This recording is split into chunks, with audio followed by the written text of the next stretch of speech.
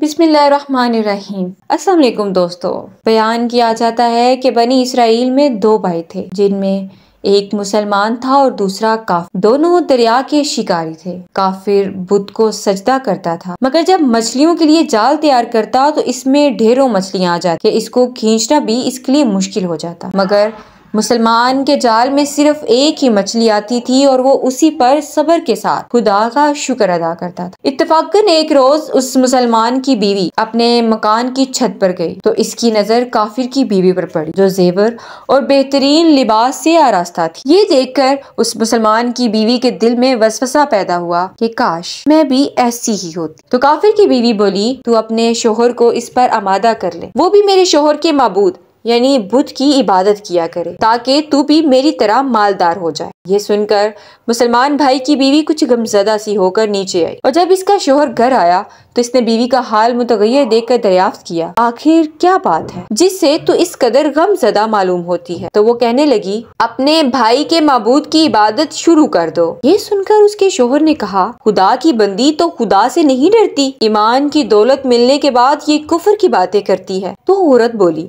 बस इसे अब ज्यादा बातें ना बनाओ, मैं भी दूसरी औरतों की तरह अच्छा लिबास और अच्छे जेवरात पहनना चाहती हूँ। जब इस मर्द मोमिन ने देखा कि ये औरत जिद पर उतर आई है और इसका असरार हद से ज्यादा बढ़ चुका है, तो इसने औरत को तसल्ली दी। कहा, अच्छा घबराने की जरूरत नहीं है, मैं कल से कारोगर और मजदूरों में जाकर मेहनत करूंगा, तुझे रोजाना 2 दिरहम देता रहूंगा, तो इससे अपनी हालत दुरुस्त कर लेना। ये सुनकर औरत को कुछ तस्कीन हासिल हुई और सवेरे ही वो मोमिन मर्द मजदूरी की तलाश में निकला, लेकिन किसी ने भी इससे हाल तक न पूछा। ये देखकर वो दरिया के किनारे पहुंचा और शाम तक अल्लाह की इबादत में मसरूफ रहकर रात को जब घर आया तो बीवी ने दरियाफ्त किया, आज तुम कहाँ थे?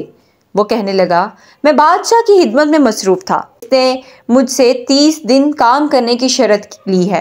औरत ने कहा कि आखिर वो बादशाह तुमको क्या देगा? तो इसने जवाब दिया कि मेरा बादशाह बड़ा करीम है और इसके खजाने मालो दौलत से भरे हुए हैं, वो मुझे वो देगा जो मैं चाहूँगा। चुनाचे इसी तरह बराबर वो अपने माबूद बरहक की इबादत में मसरूफ रहा और 30वीं रात हुई तो बीवी ने कहा, सुनो मियाँ, अगर कल तुमने मुझे मजदूरी लाकर ना दी तो मुझे लाजमी तलाक देना। ये सुनकर इसको इस कदर परेशानी लाहक हुई और 30वीं सुबह को वो इसने एक यहूदी से कहा कि तुम मुझे मजदूरी पर लगा लो। ये सुनकर यहूदी कहने लगा कि हाँ, तुमको मजदूरी तो मिल जाएगी, लेकिन शर्त ये है कि मेरे पास तुम्हारे खाने पीने का कोई इंतज़ाम ना होगा।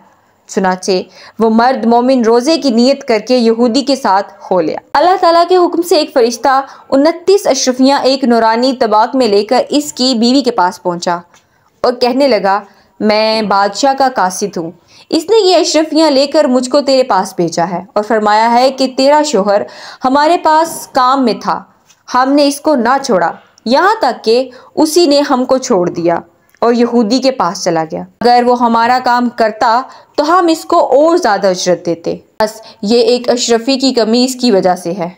चुनाचे वो औरत इन अशरफियों में से एक अशरफी लेकर बाजार गई। सुनार ने उसकी 1000 कीमत औरत के हाथ में रख दी और जिस शाम को वो मोमिन मर्द घर वापस लौटा तो औरत ने इससे दरियाफ्त किया, आज तुम कहाँ थे? इसने जवाब दिया कि आज मैं एक यहूदी के काम पर गया हुआ था। तो बीवी कहने लगी कि आखिर बादशाह की हिदमत तर्क करके तुम दूसरे की हिदमत क्यों करते हो? इसको अशरफियों का वाक़या सुनाया, जिसको सुनकर वो मर्द मोमिन रोते रोते बेहोश हो गया और जब इसको होश आया तो बीवी से कहने लगा, अफसोस कि मैं बादशाह दो जहां की हिदमत का हक अपने ऊपर लाजिम ना किया। इसके बाद उस शख्स ने औरत को छोड़ दिया और पहाड़ों पर चला गया। हाँ, खुदा की इबादत में मसरूफ़ रहकर इसका इंतकाल हो गया। अल्लाह ताला इस पर अपना रहम फरमाए, आमीन।